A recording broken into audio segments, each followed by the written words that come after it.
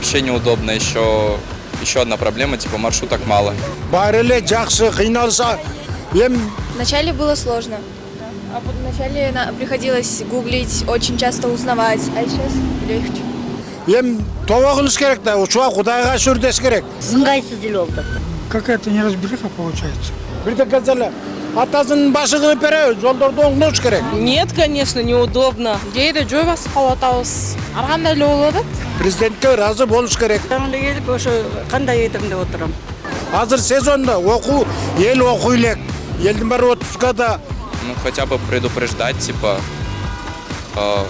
ну, даже в том самом 2GIS сделать примерно, где едет сейчас автобус, типа, можно такие, типа, геолокацию автобуса, всякое такое, чтобы, например, людям было удобнее ездить, типа, смотреть, на какую остановку легче прийти, потому что мы уже стоим 15 минут, мы не знаем, приедет ли автобус вообще или нет. Өзгөргөнө макырындап көнөбүз да. Анан бу жерден барыш өтө кыйыныраак болду чын. Кайсы маршрутка барганын билбейм, точносы. Автобус деле барганын билбейм. Бул жолдо эптеп сурап жүрөм. Анан ошол жерге барып наракка пересадка жасайм. Иштесин жолду жазасын, анан постепенно болот. Как вы вот узнаете маршруты временно? Не знаю до сих пор.